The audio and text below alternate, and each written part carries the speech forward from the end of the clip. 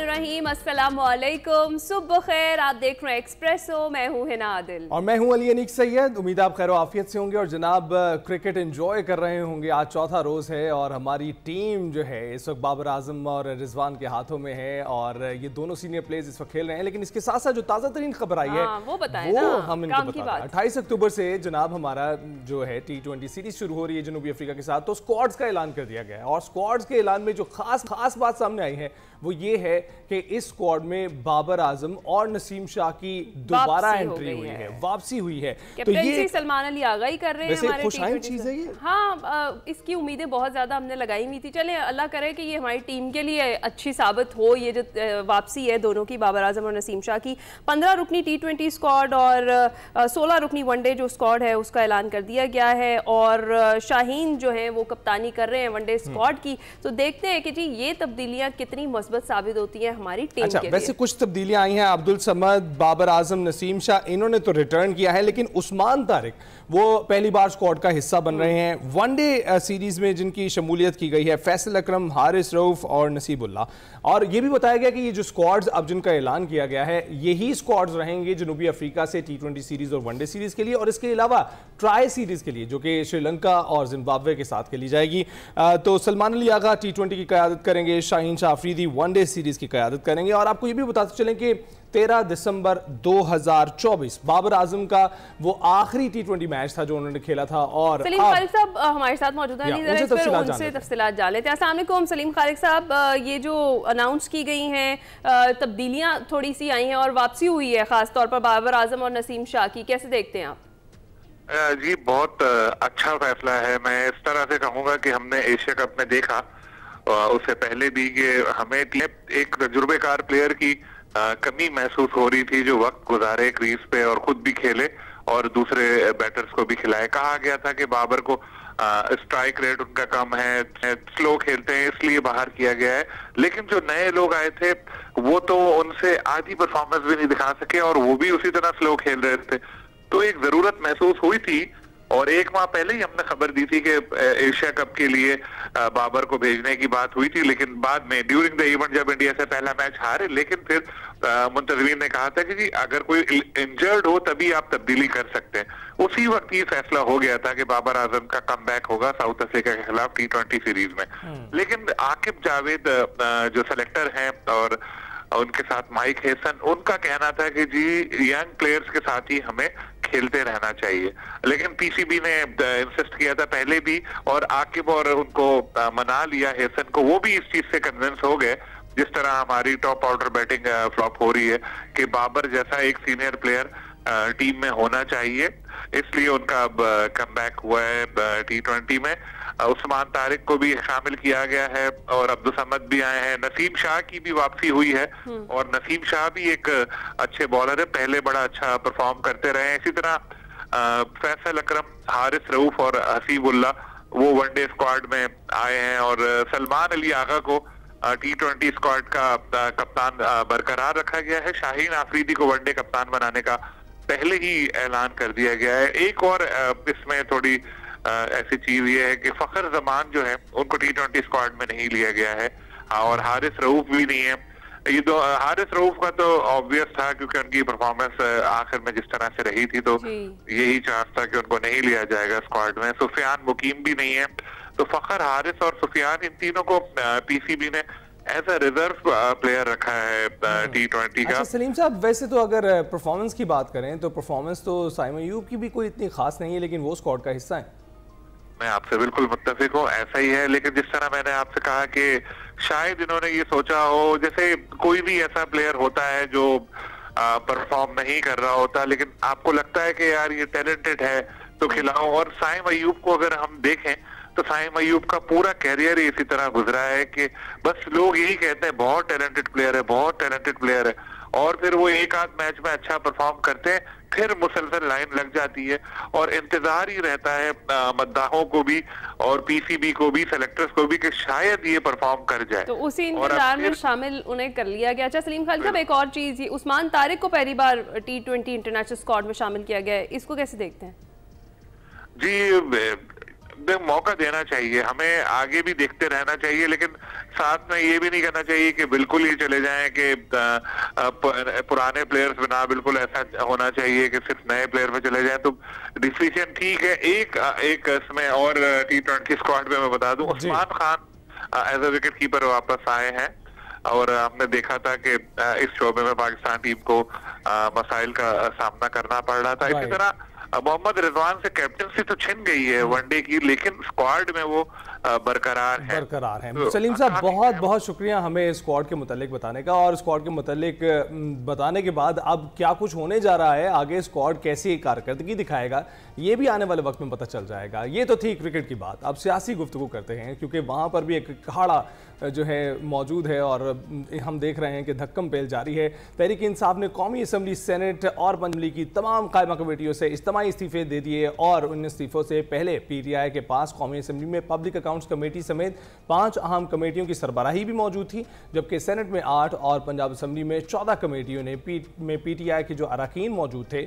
फिर विफाक की तरफ से दी गई बुलेट प्रूफ गाड़ियां भी वापस कर दी गई, उसका मामला भी सामने आया, और बानी PTI से मुलाकात ना करवाने का गिला भी इस वक्त बरकरार है, वो भी शिकवा हो रहा है। तहरीक इंसाफ की मुश्किलात में दिन इजाफा होता चला जा रहा है, और अब तहरीक के रहनुमा जुनैद अकबर ने एक बार फिर एहतजाज की कॉल दे दी है, और ये भी कहा है कि ये हमारे पास सारे ऑप्शन बंद हो रहे हैं और एहतजाज के सिवा हमारे पास कोई चारा भी नहीं है। जी हाँ, जिस पर सेनेटर राना सनाउल्लाह ने तहरीक इंसाफ की तरफ से किसी भी मुमकिन एहतजाजी तहरीक पर ताकत के इस्तेमाल का दावा किया है और कहा है कि अब की बार ये डी चौक भी नहीं पहुंच सकेंगे। दूसरी जानिब पंजाब और इस्लामाबाद में बल्दियाती इलेक्शन एक बड़ा चैलेंज बन गया है। तीनों सूबों में इलेक्शन हो चुके हैं, मगर पंजाब में 4 साल से बल्दियाती इलेक्शन ताखीर का शिकार है, और चंद दिन पहले इलेक्शन कमीशन ने पंजाब में 2022 के कानून के तहत दिसंबर के आखिरी हफ्ते में इंतखाबात कराने का हुक्म दिया। तो उसके जवाब में हुआ ये कि पंजाब हुकूमत ने 13 अक्टूबर को सूबाई असम्बली से बल्दियाती एक्ट 2025 को मंजूर करा लिया, जिसके बाद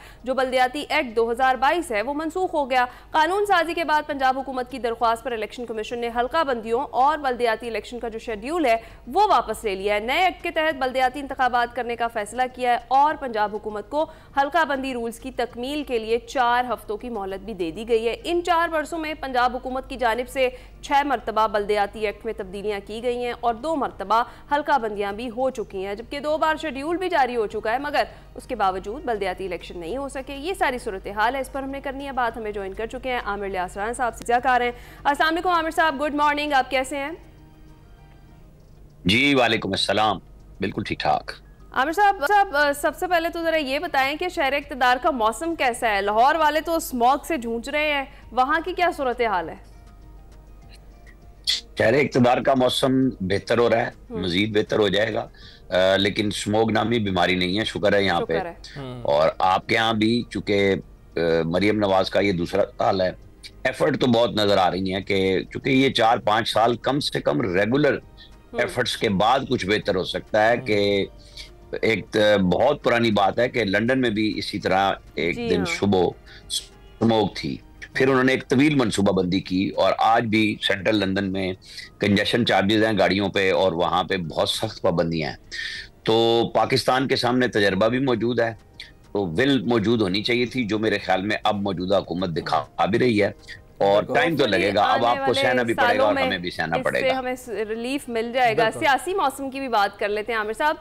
ये जो सुहेल आफरीदी जो हैं, उनकी बानी PTI से मुलाकात नहीं हो पा रही है, और वो तब तक काबीना ना बनाने का ऐलान भी कर चुके हैं। आपको क्या लगता है, क्या सुहेल आफरीदी की जो मुलाकात है बानी से वो जल्द हो जाएगी, और जो उनका ये फैसला है कि वो तब तक काबीना तश्कील नहीं देंगे, क्या ये दुरुस्त है? देखें, एक तरफ सियासी हिकमत अमली है, तो उनकी अपने लीडर के साथ इमरान खान से मुलाकात होनी चाहिए, इसमें कोई दो राय नहीं है। लेकिन मुझे लग ये रहा है कि इदारों के पास ये रिपोर्ट्स मौजूद हैं कि सुहेल आफरीदी को क्यों लाया गया है, क्या अज़ाइम है, जो आपने थोड़ी बहुत गुफ्तगू अभी की खुद, राना सनाउल्लाह का जवाब और जुनैद अकबर का दावा कि हम कर सकते हैं। लेकिन मैंने दोनों के इंटरव्यूज देखे हैं, कोई बराह रास्त प्रेस कॉन्फ्रेंस नहीं हुई। ये जर्नलिस्टों के साथ जो प्रोग्राम होते हैं उसके अंदर ही उनसे पूछा गया कि अच्छा आप नवंबर में आएंगे? उन्होंने कहा जी हम आ सकते हैं, हम पहले भी आ सकते हैं, बाद में भी आ सकते हैं। अच्छा जी राणा साहब ये बताएं कि अगर वो आ गए तो आप क्या करेंगे? उन्होंने कहा जी हम इनको अटक के पार नहीं होने देंगे। बस उससे लेके परसों से ये काम शुरू हुआ है। चले हमारा भी मीडिया का काम इसी बुनियाद पे चल रहा होता है कि बयानात की एक जंग हम मुसलसल सुबह और शाम ये चलाते हैं। लेकिन पीटीआई अगर पीछे नहीं हट रही तो विफाकी सतह पे भी कोई उनके लिए रिलीफ का कोई इम्कान नजर नहीं आ रहा। लेकिन आमिर साहब और जो 26 नहीं लगता कि मुलाकात करवा देनी चाहिए? इस वक्त वो इस्लामाबाद में, सुहेल आफरीदी साहब इस्लामाबाद में मौजूद हैं। बैरिस्टर गौहर की जानिब से 6 रहनुमाओं के नाम दिए गए हैं, जुनैद अकबर का नाम भी उसमें शामिल है और इसके साथ साथ अदालत में उनकी समाअत भी है और ये उम्मीद की जा रही है कि आज उनको इजाज़त दे दी जाएगी। आपको नहीं लगता इजाज़त दे देनी चाहिए? देखें जो नाम आपने बताए कि 6 गए हैं जिसमें सुहेल आफरीदी का नाम सरे फहरिस्त है, वो भी तो अदालत की इजाजत से ही दिन तय हुआ है और उसमें लिस्ट देने का मामला है, तो अदालत की इजाजत तो पहले से मौजूद है। अब बात इखलाकी, सियासी, आईनी, कानूनी जंग आप जाके लड़ रहे हैं अदालत के लार्जर बेंच में, वहां पे क्या होता है? बहरहाल मैं तो ये समझता हूं कि इजाजत दे देनी चाहिए, लेकिन जो रुकावट है तो फिर उसका मतलब ये है कि मज़ाहिमत की दावत दी जा रही है कि पीटीआई की जो यंगस्टर क़यादत है जिसकी अब कमान जो है सुहेल आफरीदी के हाथ में है कि उन्हें जोश भी दिलवाया जा रहा है कि होश उड़ जाएं। अब इसका फायदा किसको होगा मुझे नहीं समझ आ रही, क्योंकि इसका नुकसान तो पाकिस्तान को हो रहा है जितनी मादाराई बढ़ती है। लेकिन इमरान खान भी बात समझने के लिए तैयार नहीं है, वो सियासतदानों के साथ बात करने को तैयार नहीं है, वो चाहते हैं मिलिट्री एस्टैब्लिशमेंट के साथ बात हो। अगर बात होनी है तो उनके साथ हो और बाकी लोगों को वो ऑप्शन भी नहीं दे रहे। अब ऑप्शन ना देने के बाद जब वो वजीर आला लाए हैं जिनके माजी का बयानात का एक तल्ख तजर्बा मौजूद है और उसके ऊपर सारे ताने बाने बनाए जा रहे हैं, वो हुकूमत नहीं बनाते। ये हुकूमत बनाने से मुराद ये है कि जब तक काबीना नहीं बनती हुकूमत काम नहीं कर सकती। वहां पे उनके कोई हुक्म की कानूनी वैल्यू नहीं होगी कि साकिब निसार साहब ने ये फैसला दिया था कि वजीर आज़म हो या वजीर आला वो काबीना के इजलास के बगैर फैसले नहीं कर सकते जी। तो उन्हें काबीना तो तश्कील देनी है, चाहे वो छोटी बनाएं या बड़ी बनाएं, और उसके अंदर एक और प्रेशर उनके अंदर आएगा कि वो नई काबीना में नौजवान लोगों को लाना चाह रहे हैं और जो इंस्ट्रक्शन भी शायद उनके लिए मौजूद हैं और जो पीटीआई का रियल ब्लड है जिसमें पुराने सियासतदान मौजूद हैं शुरू से ही, उन सबको कार्नर करने की बातें आ रही हैं। तो ये सब चीजें एक ही वक्त में शुरू हुई हैं। अल्लाह खैर करे कि कोई अकल आ जाए सब तरफ, लेकिन मुझे लगता नहीं है। अच्छा, और चैलेंज तो ये डेफिनेटली सुहेल आफरीदी के लिए होगा ही होगा।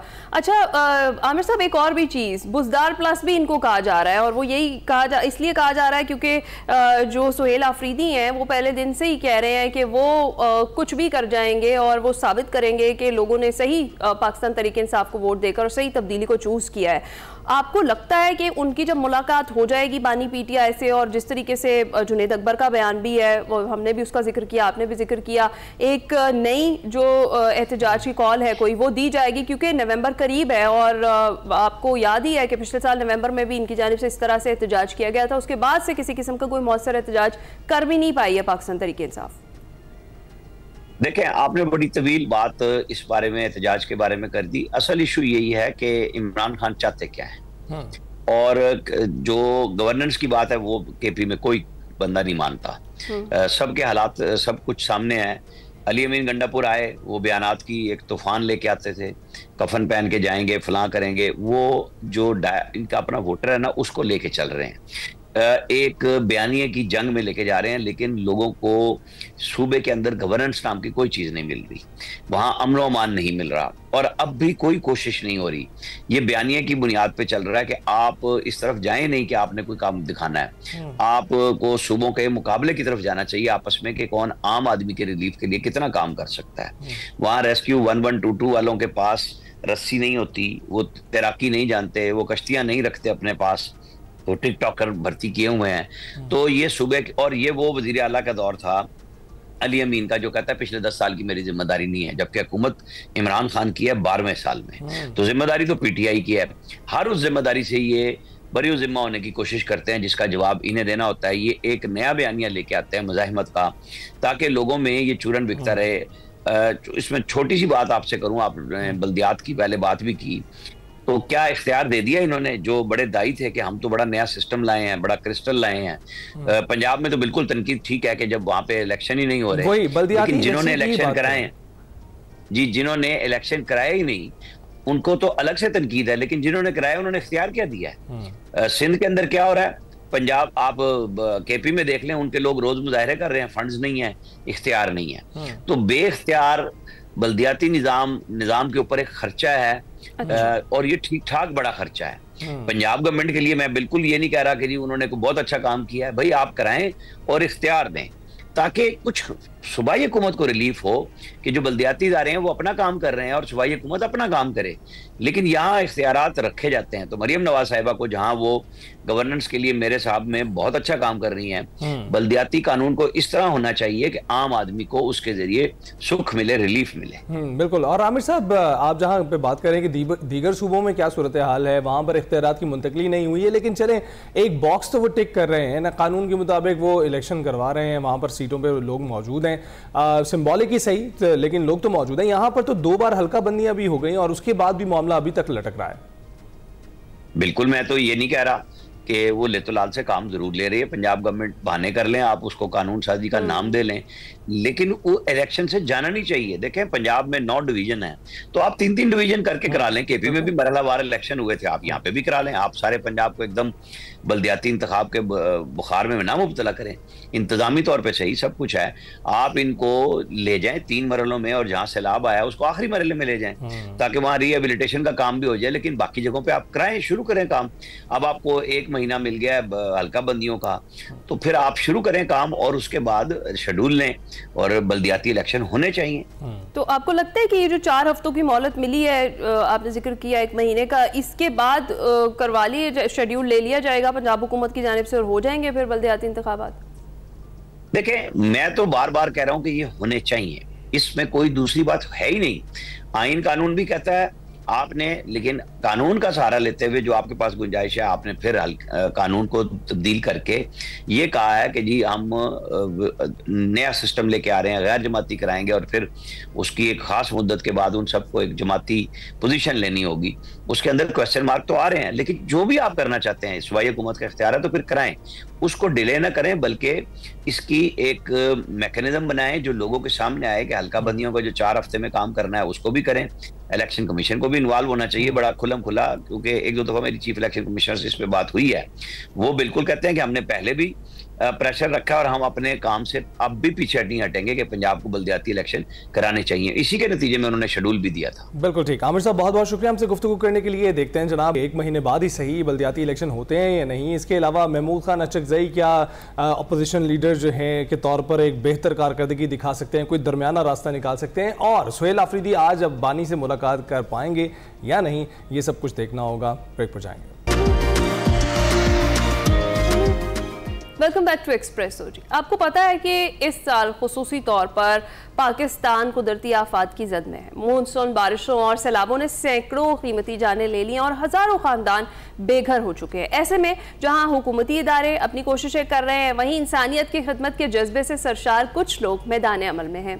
उन्हीं में से एक नुमाया नाम है helping hand for relief and development का, एक ऐसी फलाही तंजीम जो 2005 के ज़लज़ले से लेकर आज तक हर कुदरती आफत में सबसे आगे रही है। हालिया सैलाब में हेल्पिंग हैंड ने $5 मिलियन की इमदाद का ऐलान किया है और इस वक्त मुल्क के 12 मुतासरा अजला में उसकी इमरजेंसी जो टीमें हैं वो मुतासरीन को खाना, पीने का साफ पानी और ज़रूरी अशिया फराहम कर रही हैं। हेल्पिंग हैंड की सरगर्मियाँ सिर्फ रिलीफ तक महदूद नहीं हैं, बल्कि यतीम बच्चों की किफ़ालत, तालीम, सेहत और पायदार तरक्की के मंसूबे भी इसके मिशन का हिस्सा है। आज हमारे साथ मौजूद हैं हेल्पिंग हैंड पाकिस्तान के कंट्री डर मोहम्मद सलीम मंसूरी, जो इस मुश्किल वक्त में मुतासरा इलाकों में जारी इमदादी सरगर्मियों की क़यादत खुद कर रहे हैं। हम उनसे बात करेंगे। बिल्कुल सलीम साहब, बहुत शुक्रिया हमें ज्वाइन करने के लिए। कैसे आप? जी हाली बहुत शुक्रिया है ना, आपका बहुत शुक्रिया भी, आपने अपने मौका दिया या आपसे बात हो जाए आपके चैनल के जरिए मैं अपनी बात कर सकूं। बहुत शुक्रिया। आपकी काविशें पहुंचानी चाहिए नाज़रीन तक। ये बताइएगा कि ये जो हालिया बारिशें हुई हैं, सैलाब आया है, हेल्पिंग हैंड ने इब्तदाई तौर पर क्या इकदाम किए हैं, किस पैमाने पर रिलीफ मिला है? अली ये देखें ना, इसमें ज़रा हमारी तारीख है कि ये 20 साल का सफर है। 2005 में एक बड़ा अर्थक्वेक आया, पूरा पाकिस्तान खासतौर पर कश्मीर और केपी मुतासर हुए। तो ये हमारी हिस्ट्री है कि हमने हर इमरजेंसी के अंदर पूरे पाकिस्तान में भरपूर रिस्पांस किया है। तो उसी तरह अभी जो हालिया सैलाब था उसके अंदर भी अल्हम्दुलिल्लाह helping hand for relief and development की टीम ने ये आगाज हुआ पिंडी और चकवाल से, फिर केपी में बड़ा नुकसान हुआ, फिर पंजाब की चीजें बढ़ गई। तो अल्हम्दुलिल्लाह हमारी सारी टीम ने पूरे पंजाब के अंदर, केपी के अंदर और गिलगित के कुछ एरिया मुतासर हुए थे, वहाँ भरपूर अंदाज में रिस्पॉन्स किया।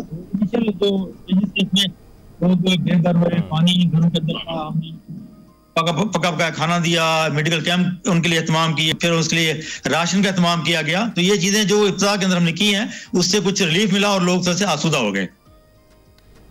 ठीक है। अच्छा, ये भी बताइएगा सलीम मंसूरी साहब कि इस वक्त जो हेल्पिंग हैंड की टीमें हैं वो किस किस इलाके में काम कर रही हैं, और जो इमदादी सामान है वो कितने मुतासरा ख़ानदानों तक पहुंच गया, और ये जो इमदादी काम था, इस सारे काम में कौन कौन से चैलेंजेस थे जो हेल्पिंग हैंड की टीम्स को फेस करने पड़े? बहुत शुक्रिया जी। वैसे तो हमने ना जो पंजाब के सारे डिस्ट्रिक्ट जो मुतासिर हुए, लाहौर से लेके और अपना भावनगर तक सभी एरियाज में काम किया है। विहाड़ी है, कसूर है, जंग है, चिन्नौट है, कोई भी एरिया हमने छोड़ा नहीं है, किसी एरिया को मिस नहीं किया। सेम टाइम हमने जो केपी के अंदर बुनेर ज्यादा वर्स्ट इफेक्ट हुआ था, फिर ये सवात है, शांगला है, मानसरा है और शिगर के कुछ इलाका जो गिलगित का है, उसमें ज़रा हमने पहले मरले में लोगों को फराम किया, खाना जो पका पकाया है, फिर हमने राशन दिया, टेंट दिए, टेंट विलेज कायम की, मेडिकल कैंप लगाए, और अभी हम अगले फेज में इंशाल्लाह कोशिश करेंगे जो चीजें डेवलपमेंट की हैं जिसमें उनकी रिहैब हो सके उस पर जाएंगे। तो ज़रा नुकसान बहुत बड़ा है। पंजाब की बात करूँ, खास तौर पर एग्रीकल्चर मुतासर हुआ है, लाइफ स्टॉक मुतासर हुआ, तो वहाँ की जो आबादी है वो डिपेंडेंट होती है लाइफ स्टॉक एग्रीकल्चर पे, तो वो ज्यादा नुकसान हुआ है।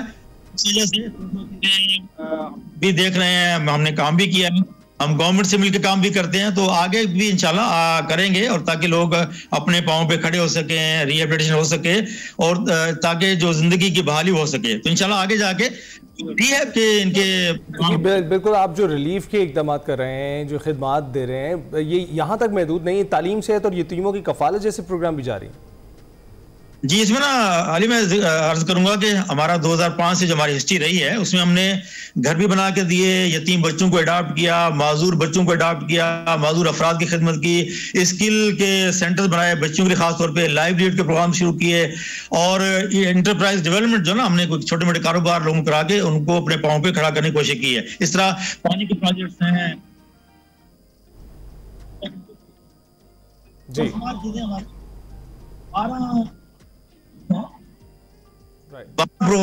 जिसके तहत हम काम करते हैं, इसमें एजुकेशन सपोर्ट बिल्कुल बहुत जबरदस्त काम कर रही है हेल्पिंग हैंड, और जिस तरीके से आप लोग काम कर रहे हैं और जिन जिन इलाकों में कर रहे हैं जहां जरूरत थी, गवर्नमेंट तो अपना काम कर रही है, लेकिन इस तरह की जो तंजीमें, इस तरह के इदारे हैं, इनका होना भी किसी नेमत से कम नहीं होता। इस तरीके से आवाम की मदद की जाती है। आप आवाम और जो बैरून मुल्क हमारे पाकिस्तानी है उनसे क्या अपील करना चाहेंगे ताकि ज्यादा से ज्यादा लोग ये जो आपका मिशन है, हेल्पिंग हैंड का मिशन है, इस मिशन का हिस्सा बन सकें?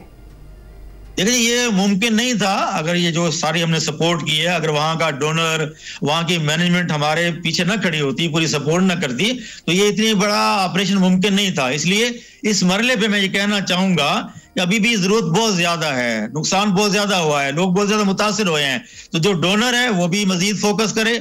हमारी मैनेजमेंट ऑलरेडी फोकस कर रही है, अल्हम्दुलिल्लाह हमने बड़े अंदाज में और बड़े पैमाने पे अपनी खिदमात को बढ़ाया है। तो मैं आपके चैनल की वसात से बात करना चाहूंगा कि वहाँ के डोनर है, हमारी मैनेजमेंट है, मजीद फोकस चाहिए पाकिस्तान के जो एरिया से मुतासिर हुए हैं, ताकि हम लोगों की मुकम्मल बहाली में अपना किरदार अदा कर सकें। मुकम्मल बहाली में अपना किरदार अदा कर सकें, आप कर भी रहे हैं। बहुत बहुत शुक्रिया सलीम साहब हमसे गुफ्तगू करने। हेल्पिंग हैंड क्या काम कर रही है वो हमें आगाह कर रहे थे। अभी ब्रेक पर जाएंगे।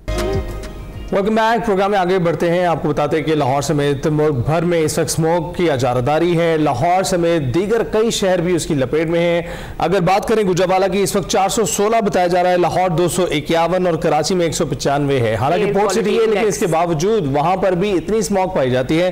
पूरी तरह से स्मोक ने अपने काबू में किया हुआ है और सख्त इकदाम जो है पंजाब हुकूमत तो कर रही है इससे जूझने के लिए, और तिब्बी माहिरीन भी मुसलसल खबरदार कर रहे हैं कि बच्चे मास्क पहने और फेफड़ों, सांस और दिल के अमराज में वो मुब्तला हो रहे हैं। अफराद बुजुर्ग जो हैं वो खुली फजा में ना जाएं। इस वक्त हम सबका ताउन ही इस मुश्किल से निजात दिलाने में सबसे अहम किरदार अदा कर सकता है। इसी पर हमने बात करनी है और हमारे साथ बात करने के लिए मौजूद है डॉक्टर मोहम्मद इरफान मलिक, पल्मोनोलॉजिस्ट हैं, प्रोफेसर हैं, और इनके हवाले से एक बात आपको पहले बताता चले कि ये रॉयल कॉलेज ऑफ ग्लासगो के इंटरनेशनल एडवाइजर भी तकर्रर कर दिया गया है इनका। बहुत बहुत शुक्रिया प्रोफेसर साहब हमें ज्वाइन करने के लिए। कैसे आप? थैंक यू सो मच जी। अल्हम्दुलिल्लाह, आप सुनाइए क्या हाल है? अल्हम्दुलिल्लाह। डॉक्टर साहब, सबसे पहले अगर हम बात कर रहे हैं खुसूसी तौर पर स्मॉग की, तो लाहौर में तो है स्मॉग का राज, पंजाब के दीगर शहर भी ऐसे हैं जो इससे बहुत ज़्यादा मुतासर हो रहे हैं। एयर क्वालिटी इंडेक्स अगर 300 तक जाता है, ये कितना अलार्मिंग है? ये लाहौर में कभी 300, कभी 251 इधर तक रह रहा है। लास्ट ईयर हमें याद है कि इससे भी ज़्यादा वर्स हुआ था। ये इस वक्त की जो सिचुएशन है वो कितनी अलार्मिंग है? देखिए, एनीथिंग अबव 100 मील के वो अनहेल्दी हो जाती है, 200 मील के वो अनहेल्दी फॉर एवरीवन हो जाती है, और 300 का मतलब भी ये है, और ये सेवेरिटी 300 से ज्यादा सबके लिए इक्वली बैड है। ठीक है, उसमें रिस्क फैक्टर जो है, जैसे आपने बहुत अच्छी बात की, शुरू में बता रहे थे कि बच्चों का, बुजुर्ग का, प्रेग्नेंट फीमेल को एहतियात करने की जरूरत तो है, लेकिन इस एयर क्वालिटी इंडेक्स पे सबको एहतियात करने की जरूरत है। ये हमें इस चीज को समझना है। और जो आप बात कर रहे हैं, जो मैं थोड़ा सा पॉइंट ऑफ व्यू समझ रहा हूँ, क्योंकि मैं भी मीडिया पे इस पे काफी डिस्कशन कर रहा हूँ, हम लोग शायद 1000 को एयर क्वालिटी इंडेक्स जो है ना वो समझ रहे हैं कि वो होता है तो एयर क्वालिटी इंडेक्स पूरा होता है, लेकिन air quality index above 100 is unhealthy, above 200 is unhealthy for everyone. तो ये याद रखें कि इस वक्त हम 300 से ऊपर चल पड़े हैं, और ये स्टार्ट हो गया। अगर आप इसका पैटर्न देखें, पिछले एक वीक में ये ऑन राइज है दोबारा, जैसे हम यूजुअली देख रहे हो। बिल्कुल। तो प्रोफेसर साहब, ये भी बताइएगा कि जो पर्टिकुलर मैटर जो साइज बताया जाता है 2.5 बताया जा रहा है, और कहा जाता है कि जितना बड़ा होता है उतना ही ये नुकसानदेह नहीं होता है, जितना छोटा होता है उतना नुकसानदेह होता है। तो 2.5 को किस तरह से देखा जाए?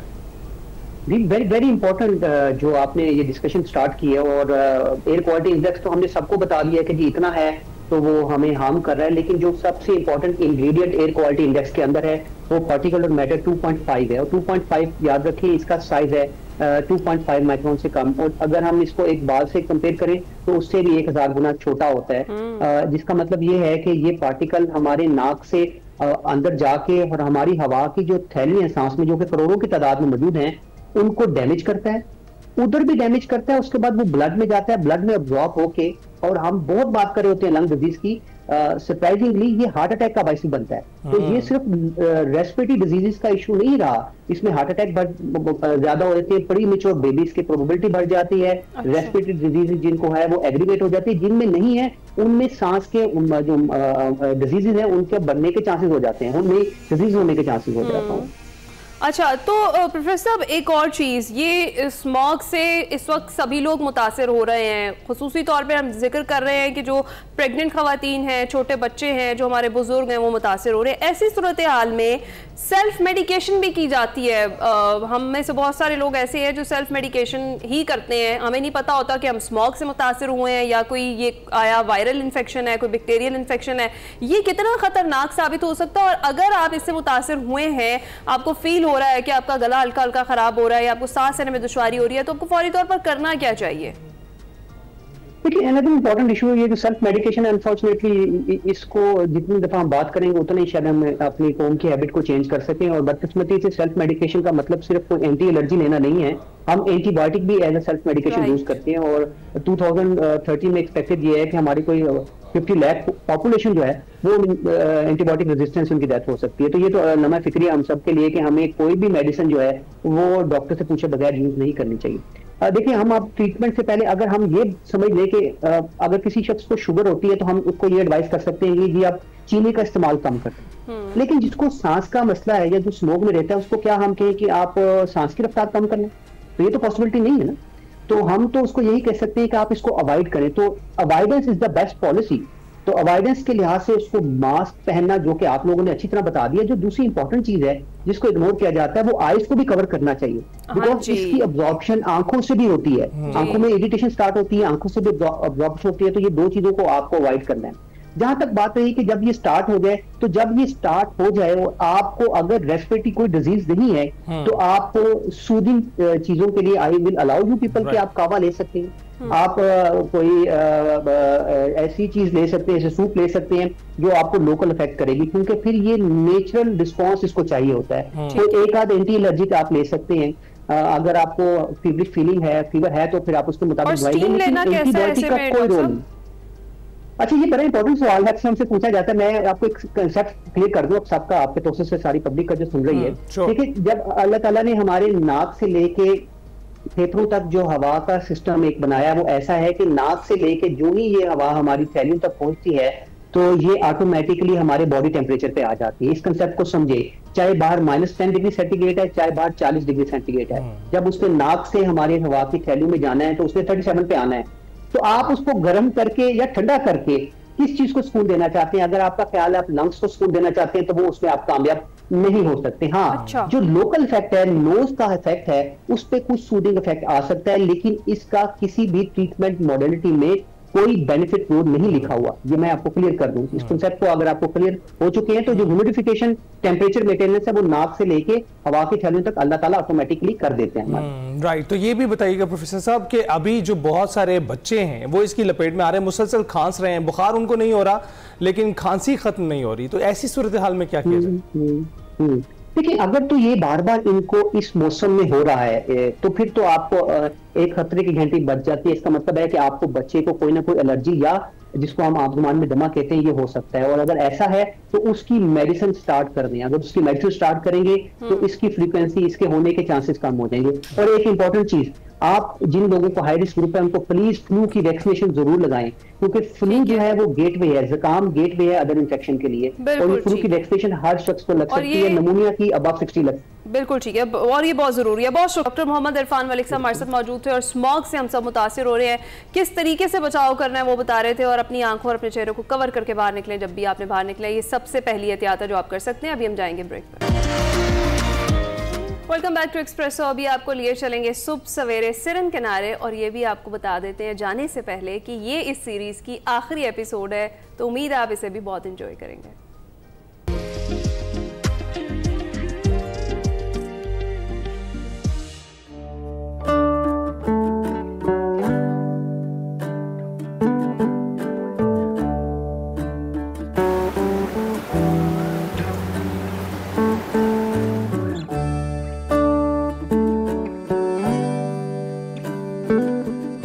अस्सलाम वालेकुम नाजरीन, मैं हूं वक्कास ख़ान। मेरे साथ मौजूद हैं इस प्रोग्राम के असल मेज़बान वक़ार अहमद मलिक, लेकिन आज की मेज़बानी मेरे ज़िम्मे है और उसकी कुछ वजूहात हैं, मैं आगे बताता हूं। हम एक लंबा सफ़र करने के बाद सिरन वैली में घूमते हुए मुख्तलिफ़ आबशारें, झरने, चश्मे, पहाड़ियाँ, रस्ते, झीलें, रेस्टोरेंट्स, लोग, मकामी लोगों की ज़िंदगी, बहुत सारी चीज़ें कवर करने के बाद बगले बिल्कुल, ये पहले भी भूलते रहे और अभी हमें बिल्कुल उनको, परिंदों को, बगलों को, मौसीकी को, परिंदों की आवाज़ों को, बहुत सारी चीज़ों को कवर किया। अब हम एक ऐसी जगह पे पहुंच चुके हैं कि जहां पर हम गुज़िश्ता तमाम अक़सात, सारी अक़सात ना सही लेकिन उनके बारे में कुछ गुफ्तगू करना चाहते हैं। और मेज़बानी भी, ये मेरी खुशनसीबी कैसे हुई, ऐसे हुई मुझे ये मेज़बानी मिलने की कि मैंने चाहा कि वक़ार मलिक साहब से पूछा जाए, आप एक ट्रैवलर हैं, आप पाकिस्तान के शायद ही कोई कोना ऐसा हो, ख़ास तौर पर गिलगित बल्तिस्तान, शुमाली इलाका जात, जहाँ से पाकिस्तान की एक ब्यूटी शुरू होती है, मानसरा, एबटाबाद, और इस कुराकुरम वैली में भी, कुराकुरम शाहरा कुराकुरम पर भी आप पैदल भी चले हैं, आप बाइक्स पर भी चले हैं, बाईसाइकिल्स पर भी चले हैं, बहुत सारा आपका सफ़र है और उस सफ़र को आपने कवर भी किया है। इस वैली का एक्सपीरियंस और बाकी जो सफ़र थे, अगरचे मैं मानता हूँ दो एक्सपीरियंसेस को आपस में कोई मुकाबला नहीं करना चाहिए, बट कुछ आप अगर बता सकें तो। अच्छा, एक तो मेरे अंदर एक थोड़ा सा मुख्तलिफ ये है कि मैं चीज़ों को उनकी पॉलिटिकल शनाख्त या शनाख्त के कई और जो हवाले हैं उनसे अलग करके देखता हूँ। मैं बेसिकली क्या देखता हूँ एज अ ट्रैवलर, मैं अर्थ देखता हूँ, मैं ज़मीन देखता हूँ। ओके, मामला ये है कि टूरिज़म के साथ हमारा बहुत ज़्यादा इस तरह की चीज़ जुड़ी हुई है ना। मिसाल पाकिस्तान की पार्ट, पाकिस्तान की खूबसूरती पाकिस्तान, फिर हो जाएगा कि ईरान की खूबसूरती ईरान वगैरह, फिर इस तरह पाकिस्तान के अंदर गिलगित बल्तिस्तान की खूबी और खूबसूरती और वगैरह वगैरह। फिर जो है नरान जो है कहान, उसकी अलग एक शनाख्त होगी, लेकिन ऊपर एक सुबह खैबर पख्तूनख्वा और इस तरह ये बहुत सारी ना जेतें हैं उसकी शनाख्त की। मैं जब एज ए ट्रैवलर निकलता हूँ तो मैं इन तमाम को एक तो साइड पे कर लेता हूँ। ओके, मेरे लिए कोई दरख्त, कोई परिंदा, कोई झील, ये मैं विजुलाइज करता हूँ से 3000 ईयर्स बैक। हम 3.75 बिलियन ईयर्स से अगर लाइफ स्टार्ट हुई है तो उस हिसाब से अगर वो कार्ल सैगन का कैलेंडर देखें तो हमें आए हुए शायद 5 या 6 सेकंड हुए हैं और ये 7 सेकंड हुए होंगे। हमें आए हुए का मतलब तमाम इंसान को, हाँ जी। और 7 सेकंड का मतलब ये है कि अभी 1 सेकंड का ये सारे मामलात हैं, ये जो पॉलिटिकल शनाख्तें और मुख्तलिफ शनाख्तों की जो चीज़ें हैं, उससे पहले अगर हम चले जाएँ तो अर्थ थी, बल्कि आज से 40, 50, 60 साल पहले वीज़े का तस्वुर भी कुछ और तरह का था। बिल्कुल, तो ऐसा ही अर्थ जो है इस तरह और तरह की थी।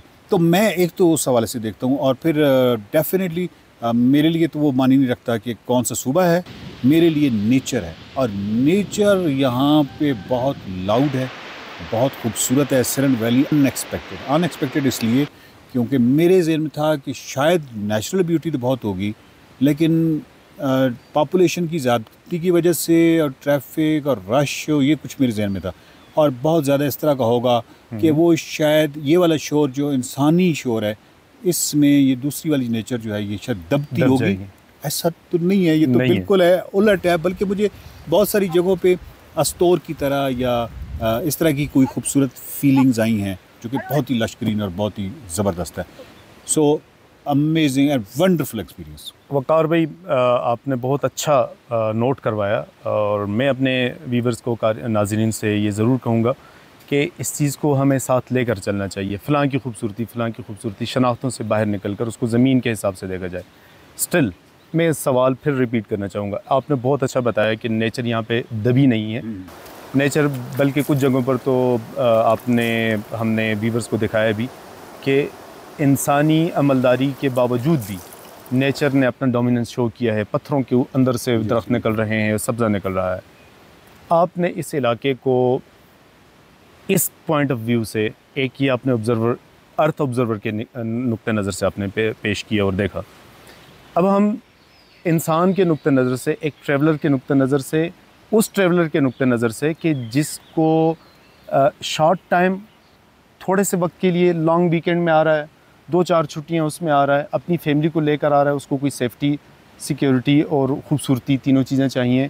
इस नुक्ते नज़र से आप क्या कहना चाहेंगे सरन वैली के हवाले से? क्या ये सूटेबल है और अनलाइक नारान कागान है या सेम है? इस हवाले से कुछ चीज़ें अगर आप बता सकें। इस हवाले से भी उसको जब भी आना चाहिए अर्थ को देखना चाहिए, पहली तो बात ये। दूसरी है कि डेफिनेटली नारान कागान और उस तरह कोई कंपैरिजन इस हवाले से नहीं करना। वही वाली आप वाली बात की कंपैरिजन करना नहीं चाहिए, बट कंपैरिजन हो भी नहीं सकता।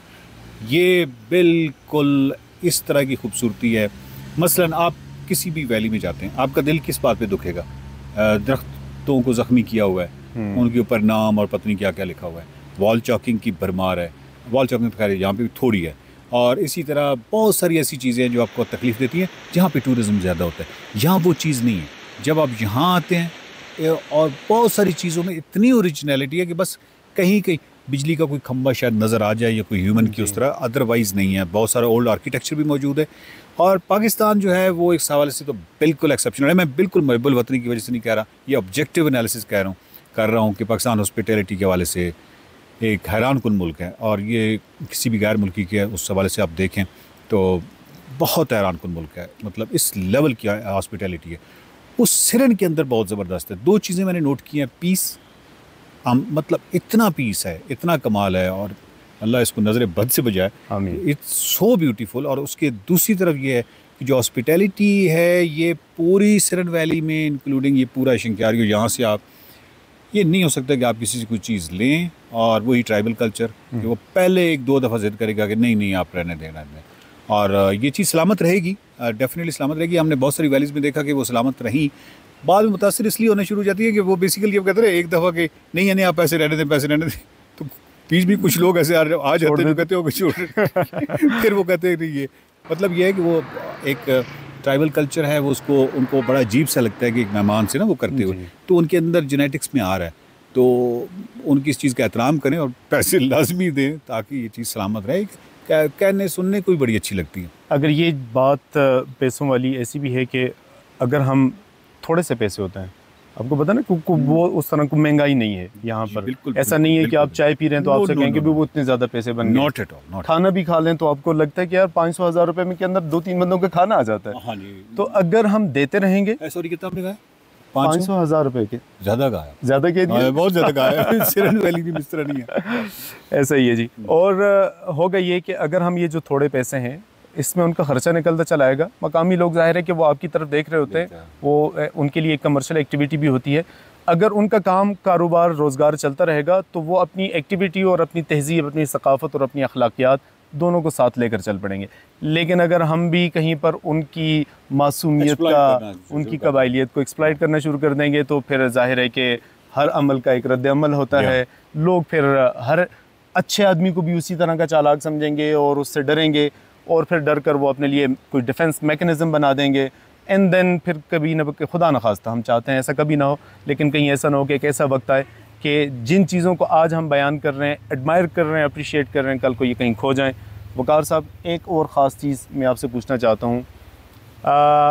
आपकी गुफ्तगू में हमारे इस पूरे सिरन वैली के इस सारे सिलसिले में झरनों की बात हुई, आबशारों की बात हुई, नदियों की बात हुई, परिंदों की बात हुई, मौसीकी की बात हुई, लोगों की बात हुई। आपने शायद 7000ers, आपने K2, आपने हिमालय की बड़ी बड़ी चोटियाँ शायद इतनी ज़्यादा देखी हैं कि आपको ये वाली चोटियाँ, ये वाली पहाड़ियाँ, इसके बारे में आपने कुछ ज़्यादा बात नहीं की। लेकिन मैं चाहता हूँ इसका अपना एक पर्सपेक्टिव ज़रूर है। यहाँ पे ट्रैक्स भी हैं, पैदल हाइकिंग के भी हैं, और ख़ूबसूरती भी बहुत ज़्यादा है, मेडोज़ भी हैं। इस हवाले से कुछ ना कुछ जो आपने ऑब्ज़र्व किया अभी तक। मतलब यहाँ पे इतना ज़्यादा है ना, ये अगेन वही वाली बात है कि अगर हम पैदल आ रहे हैं तो मैं कहूँ कि यार ये किस जगह पे, मैं चले होटलियर कर, मैंने होटल वगैरह था ना, तो उस हिसाब से मैं कर, मुझे यानी होटल के लिए जब आपको जगह मुंतखब करते हैं ना, तो उसकी हो सकता है 40 एंगल से उसको देखते होंगे ना, तभी होता है। तो इस पूरी सिरन वैली के अंदर भाई कुछ भी नहीं तो 50-70 जैसे भी शायद ज़्यादा जगहों पे जो मैंने देखा, और मुझे 50 वो तमाम स्केल पे पूरा उतरता हुआ नज़र आया कि यार यहाँ एग्जैक्टली होटल हो सकता है, यहाँ हो सकता है, यहाँ हो सकता है। यहाँ पे तो जितने जज़ायर हैं वही मतलब ऐसे कमाल है। और फिर ये है कि किसी भी साइड पे मसलन मुझे ज़्यादा शौक़ होता है कि ये जो वहाँ पे घर है उसके साथ जो चरवाहा है जी, मैं अगर किस तरीके से चढ़ाई चढ़ के मैं उससे बात करूँ कि वो ज़िंदगी कैसी गुजार रहा है, या मतलब इस तरह को बच्चा कहीं उतर रहा है तो मेरा दिल करता है कि मैं उधर उस ट्रैक पे जाके उस बच्चे से के साथ जरा बैठ, ओरिजिनल रॉ प्योर, वो सारी प्योरिटीज़ जो है सिरन वैली में। और हम इसको यहाँ पर वाइंड अप करते हैं आपके साथ। ये लंबा सफ़र, बहुत खूबसूरत सफ़र, बहुत अच्छा सफ़र, बहुत ही अच्छा लगा। मैंने अब तक का सफ़र है, अभी हमने पता नहीं कंटिन्यू तो नहीं, मैं अभी तक की ही बात कर रहा हूँ। आप ये बिल्कुल हम कंटिन्यू करेंगे जी। और चूंकि मुझे ज़रा आखिर में ये इख्तिताम के बारे में ज़्यादा एहसास इसलिए भी हो रहा है कि मेरे तो वो चलती चलाती मेज़बानी थी ना ख़त्म हो रही है, तो मुझे एहसास ज़्यादा हो रहा है। अच्छा, ऐसा है कि मैं यहाँ का वासी हूँ, यहाँ रहता रहा हूँ, आना जाना लगा रहा है, दोस्तों के साथ भी आना हुआ। यकीन कीजिए कि एक ट्रैवलर के साथ, एक सोचने वाले दिमाग के साथ, एक पढ़े लिखे और चीज़ों को उसकी ओरिजिनलिटी के अंदर देखने वाले दिमाग के साथ इसी वादी सिरन को दोबारा देखा। मुझे भी मेरे ऊपर भी इसके नए नए ज़ाविये खुले। आप भी जब आएँ, कोई किताब पढ़ते हुए, कुछ सोचने विचार करते हुए, किसी फ़िल्म और मूवी और किसी भी आर्ट को विजुअलाइज़ करते हुए इन चीज़ों को देखें, आपको एक दरख्त के अंदर भी क्या कुछ नज़र आएगा। कहने को उसके साथ सिर्फ पत्ते होंगे, हो सकता है उसका एक रंग हो, या हो सकता है एक आध फूल हो, लेकिन आप उसकी अगर हिस्ट्री को देखें, उसके अंदर मौजूद आर्ट को देखें, उसकी अगर प्लेसमेंट को, पोजीशनिंग को देखें, तो बहुत सारी चीज़ें आप पर मज़ीद खुलेंगी। हम आज के एपिसोड को यहाँ पर वाइंड अप करते हैं, इस सफ़र को यहाँ तक पहुँचाते हैं, और इसके अलावा आगे का जो सफ़र है वो फ़िलहाल जारी रहेगा, वो ख़त्म नहीं हुआ। देखते रहिए सुबह सवेरे सिरन किनारे। मैं मुझे याद हुआ है।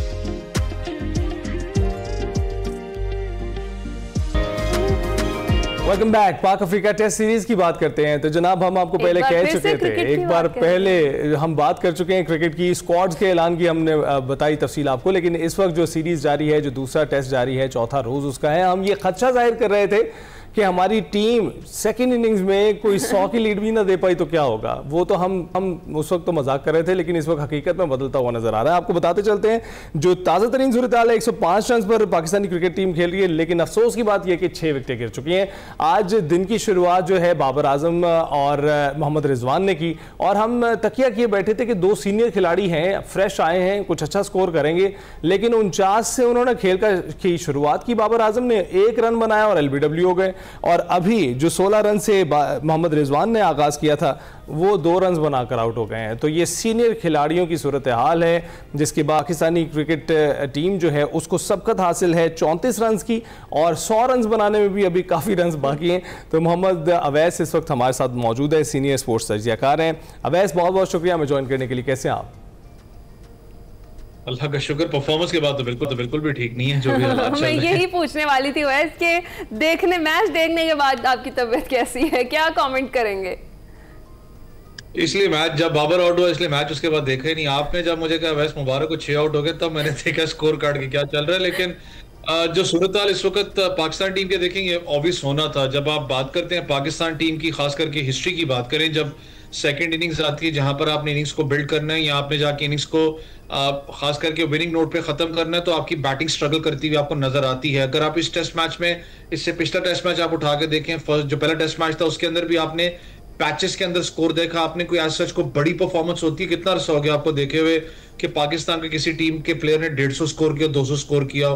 दैट शोज कि आपकी जो लॉन्ग टर्म प्लानिंग है वो इतनी ज्यादा है नहीं, आपके बैट्समैन में शायद वो अडेप्टेबिलिटी अभी तक टेस्ट क्रिकेट की आई नहीं है। यहाँ पर जितना विकेट को आपको पता है, पिंडी की विकेट को कोशिश की गई टेम्पर उसको करके, थोड़ा सा मैं टेम्पर अल्फाज इसलिए यूज कर रहा हूँ कि हीटर्स तो नहीं लगे लेकिन उसका एटमॉस्फेयर चेंज करने की, ताकि वो डिफरेंट ट्रैक हो, ताकि स्पिनिंग जोन से वहां पर स्पिनर्स आपके ज्यादा डोमिनेट करें। लेकिन एज सच कोई इतना फर्क पड़ा नहीं था। लेकिन आप शायद ये भूल चुके थे कि आपकी जो बैटिंग ऑर्डर है वो स्पिनर्स के खिलाफ ज्यादा स्ट्रगल करती है, और वो नजर भी आपको आ रहा है। जिस तरीके से हार्मर की बात करें, 5 खिलाड़ी वो आउट कर चुके हैं, इससे पहले केशव महाराज ने हमारी बैकबोन आके तोड़ी। तो ये स्ट्रगलिंग फेज तो पाकिस्तान टीम का नजर आपको आ रहा है। वैसे इस वक्त स्ट्रगलिंग फेज तो नहीं, इस वक्त तो हमें बड़ा ड्रॉप सी नजर आ रहा है, और हमें दूसरी इनिंग्स में तो बिल्कुल, हमने तो मजाक में कहा था कि 100 रन भी नहीं बना पाएगी, और ये पाकिस्तानी क्रिकेट टीम है, इससे आप कुछ भी एक्सपेक्ट कर सकते हैं।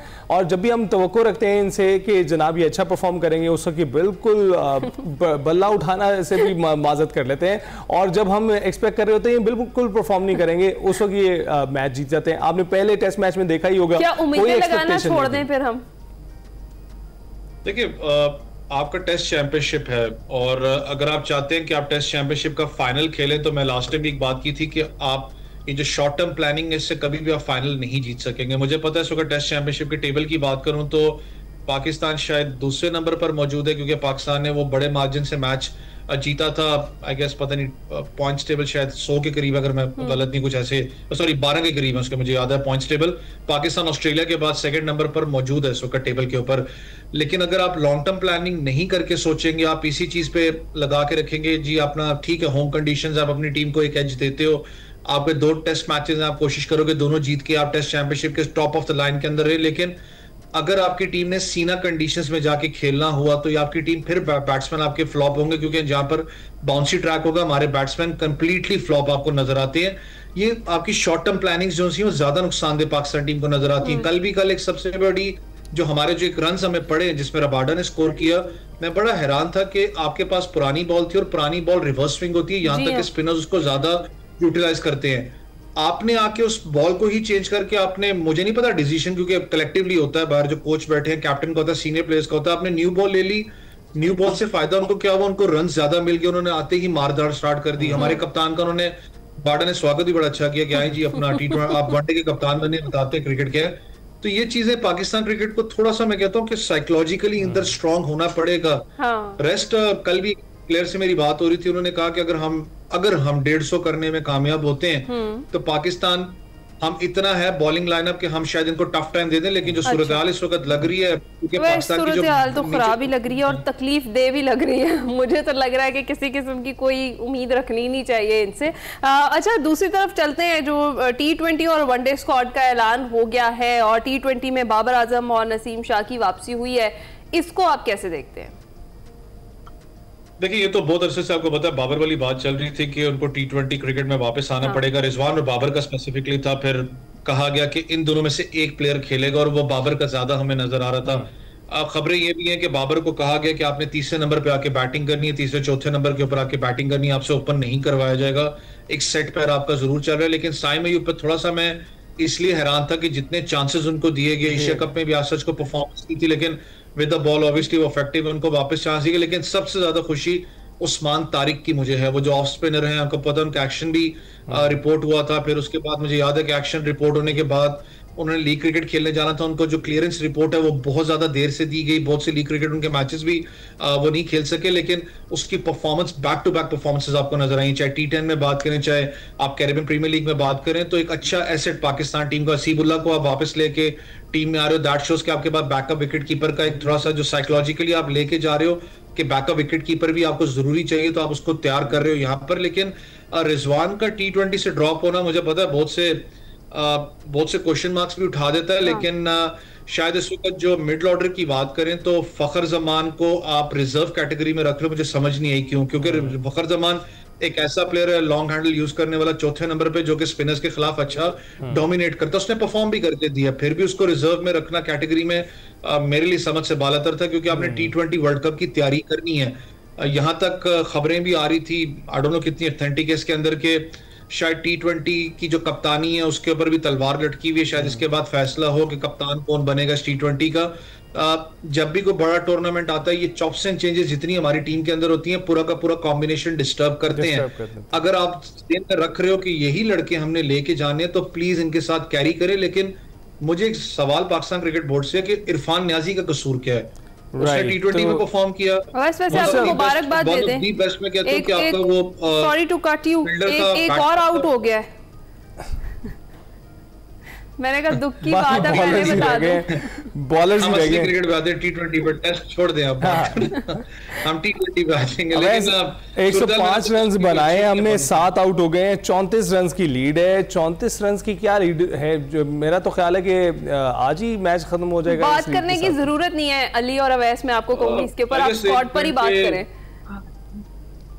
आई गेस अपने 1 घंटे के अंदर ही शायद मैच जो सा वाइंड अप हो जाए, लेकिन मुझे इरफान न्याजी का थोड़ा सा है, आई डोंट नो कि उसके साथ आखिर मसला क्या है। डाउन द ऑर्डर जाके उसने विद अ बैट परफॉर्म किया है, फील्डिंग के अंदर एक गन फील्डर आपको नजर आता है, थोड़ा सा बॉलिंग भी अच्छी करवा लेता है, अगर उसको पार्ट टाइम यूज करें, उसको ड्रॉप करना ये मेरा थोड़ा सा समझ से बालातर है। लेकिन अगर आप यही स्क्वाड रखना चाहते हैं तो प्लीज फिर इनके साथ कैरी करें, जितनी आप चॉप्स एंड चेंजेस करेंगे आपका स्क्वाड डिस्टर्ब करेगा, दूसरी टीमों का आप अब ऐसे ये भी बताइएगा, स्क्वाड्स का ऐलान आमतौर पर कितनी देर पहले किया जाता है? हम देख रहे हैं कि 5 दिन अभी बाकी हैं सीरीज T20 सीरीज शुरू होने में जनूबी अफ्रीका के साथ, और इस वक्त टेस्ट मैच जारी था, उसके दरमियान में स्क्वाड का ऐलान कर देना आपको कैसा लगता है? देखिए टेस्ट मैच जारी था, सबसे मैं हैरान था कि आपने कप्तान अनाउंस कर दिया था टेस्ट मैच के बीच के अंदर। मैं शाहीन शाह अफरीदी की बात कर रहा हूँ, और दोनों इस वक्त एक ही टीम में खेल रहे हैं, रिजवान और शाहीन। तो एक इंसान है ना, बहुत सी चीजें दिमाग में चल रही होती हैं कि यार पता नहीं क्या बात थी, उसने कहीं कॉन्स्पिरेंसी ना खेली हो या इसने ना खेली हो, बहुत सी चीजें इंसान के दिमाग में चल रही होती हैं। एक वो भी गलत थी, लेकिन जो स्क्वाड आपने अनाउंस किया भी आपने करना ही था, क्योंकि वो स्क्वाड अनाउंस कर चुके थे। आई गेस डेडलाइन भी आज या कल की थी, आपने स्क्वाड अच्छी बात अनाउंस तो किया, लेकिन फिर मैं वही बात कर रहा हूँ, अगर इस टीम को खिलाना है आपने, इनके ऊपर अगर आपने भरोसा करना है तो फिर भरोसा करें, इनको वर्ल्ड कप तक लेके चलें। शाहीन को जैसे आपने कप्तान बनाया, ठीक है, जो भी है, लीग क्रिकेट की कप्तानी अलग है, उसने T20 में परफॉर्म किया, आपने उठा के उसको वनडे का कप्तान बना दिया, लेकिन फिर शाहीन पे बात आती है कि शाहीन फॉर हाउ लॉन्ग, कितनी देर के लिए इसको कप्तान आपने बनाया? क्या इस सीरीज के लिए, क्या वर्ल्ड कप की तक, आपकी जो 50 ओवर्स का वर्ल्ड कप है उस तक उसकी आपने जेन में रखा हुआ है कि वो कप्तान रहेगा? क्योंकि ऐसा फास्ट बॉलर कप्तानी करना आसान नहीं है, उसने अपने वर्कलोड को भी मैनेज करना है, क्योंकि वो फास्ट बॉलर है, इंजरी प्रोन ज्यादा रहते हैं कप्तान, उन चीजों को भी उसने कहीं ना कहीं वर्कलोड को मैनेज करके रखना है। तो बहुत से डाउट्स तो हैं पाकिस्तान क्रिकेट बोर्ड के, समझ नहीं आ रही कि आखिर चल क्या रहा है मामला। कभी कभी ऐसे लगता है कि शायद फ्रेंचाइजेस ज्यादा हावी हो रही हैं पाकिस्तान क्रिकेट बोर्ड पे, जो डिसीजंस आते हैं कहीं ना कहीं से। अच्छा, चले देखते हैं ये चेंजेस कितने मस्बत साबित होते हैं हमारे लिए। बहुत शुक्रिया, सैयद मोहम्मद अवैस हमारे साथ मौजूद थे, क्रिकेट पर हम बात कर रहे थे। अभी हम जाएंगे ब्रेक पर। Welcome back to Expresso. Cricket का जिक्र करेंगे, लेकिन नहीं, पाकिस्तानी क्रिकेट का जिक्र नहीं हम कर रहे। भारतीय टीम के कैप्टन शुभमन गिल का जिक्र करेंगे, जिनके साथ ऑस्ट्रेलिया में बड़ा ही दिलचस्प वाकया पेश आया। पाकिस्तानी शायकीन ने भारतीय कप्तान शुभमन गिल से हैंडशेक किया और बाद में पाकिस्तान जिंदाबाद का नारा लगा दिया, जिस पर शुभमन गिल खुद भी हक्का बक्का रह गए। असल वाकया था कि जब उनसे उनका एक फ़ैन मिला, विजुअल्स तो आप देख ही रहे हैं, मेरे ख्याल है ऑडियो भी ज़रा सुनवाएं ताकि हमारे नाजरीन भी देखें कि असल में हुआ क्या। पाकिस्तान जिंदाबाद, पाकिस्तान जिंदाबाद, इस तरह के कामों में पाकिस्तान जिंदाबाद। आप देखिए कि ये इस वक्त कहाँ गुरेज करेंगे, ये हाथ मिलाने से हमें अवॉइड करेंगे, हर तरफ पाकिस्तान जिंदाबाद के नारे लग रहे हैं। और गिल बहुत खुश थे कि उनसे एक फैन ने हाथ मिलाया, लेकिन साथ ही उनको रियलाइज हुआ कि ये फैन किस काम के लिए आया। इसके साथ साथ ओडीआई जो इस वक्त चल रहा है उनका इंडिया और ऑस्ट्रेलिया का 143 रन, इंडिया ने 3 खिलाड़ी आउट हैं, ड्रिंक्स का वक्फा हुआ है और ऑस्ट्रेलिया ने भी बैट करना है। तो ये सारी सूरत हाल थी उनकी। इसके अलावा एक जो खास चीज़ है जिसके बारे में जिक्र करना बहुत ज़रूरी है, ये क्रिकेट पर तो तवज्जो हमारी है ही और हम जिक्र भी करते रहते हैं अक्सर, लेकिन जो दीगर खेल हैं, जो दीगर स्पोर्ट्स हैं जिसमें कोपेमाई भी शामिल हैं, अक्सर उनका जिक्र उस वक्त होता है जब वहाँ का खिलाड़ी कोई कामयाबी समेटता है। लेकिन जब हुकूमत उनमें इनामात तकसीम करने के ऐलानात करती है तो ऐलान करने के बाद वो उसे भूल जाती है। पाकिस्तान की जो नौजवान कोपेमाई शोरोज काशिफ, हुकूमत की जानिब से इनाम ना मिलने पर शिकवा के ना है। समाजी राब्ते की वेबसाइट एक्स पर उन्होंने अपने पैगाम में कहा है कि हुकूमत पाकिस्तान ने मुझे कैश प्राइज देने का कई मरतबा वादा किया है, लेकिन सब भूल गए हैं। मैंने अपनी ज़मीन और गाड़ी तक बेच दी और मैं कोपेमाई की वजह से अब मकरूज हूँ। अरबाब इख्तियार से गुजारिश है कि मेरे मसले पर गौर फरमाएं ताकि मुस्तकबिल में भी पाकिस्तान का नाम रोशन करता रहूँ। शहरोज काशिफ 8000 मीटर बुलंद तमाम तर 14 चोटियां हैं वो सर करने वाले पाकिस्तान की कम उम्र तरीन कोपेमा है। और बहुत बार एक्सप्रेसों में हम आपकी मुलाकात उनसे करवा चुके हैं, उनकी हर अचीवमेंट को हम हाईलाइट करते हैं, यहाँ पर बात करते हैं और हर बार जो हमारे इस तरह के एथलीट हैं वो एक शिकवा करते दिखाई देते हैं और वो यही है, हुकूमती सरपरस्ती ना होने का शिकवा। चलो वो तो एक तरफ है, लेकिन जब आप ऐलानात करते हैं तो उसके बाद खुदारा अपने वादे भी पूरा कीजिए। और जिस तरीके से आप किसी एक गेम को फोकस करते हैं, ये जो बाकी एथलीट हैं, बाकी प्लेयर्स हैं, ये भी हमारे ही हैं और पता नहीं किस तरीके से पाकिस्तान का नाम रोशन कर रहे हैं। क्रिकेट में देखें आप, सेंट्रल कॉन्ट्रैक्ट्स उनको दे रहे हैं, उनकी लाखों में उनकी तनख्वाहें, परफॉर्मेंस जरा देखें। अभी देखें 127 है, 8 आउट हो चुके हैं और जाते जाते तड़का लगा देना चाहिए ना। आप देखें कि इस वक्त मैच की सूरत हाल ऐसी है कि आज ही खत्म होता हुआ दिखाई दे रहा है हमें। और इस वक्त 127 रन हैं, 8 खिलाड़ी आउट हैं। और अगर हम बात करें कि आज किसने बेहतरीन कारकर्दगी दिखाई है तो हमें सिर्फ बाबर आजम के 50 रन दिखाई देते हैं और हमारे जो कप्तान है सलमान अली आगा, उन्होंने 26 रन बनाए। 3 खिलाड़ी ऐसे हैं जो 0 पर भी आउट हुए। बस अब जिक्र मजीद ना करें जी, जिक्र ना करें मजीद। अच्छा जी, T20 के कैप्टन जी सलमान अली आगा, उनकी ये परफॉर्मेंस रही, लेकिन इस वक्त क्रीज पर हैं। उम्मीद करते हैं कि यही कोई सेंचुरी दाग। चले हम दुआ ही कर सकते हैं। इसके साथ ही आपसे इजाजत चाहेंगे, मुलाकात होगी कल, अपना ख्याल रखिएगा, फीडबैक जरूर दीजिएगा। अल्लाह हाफिज।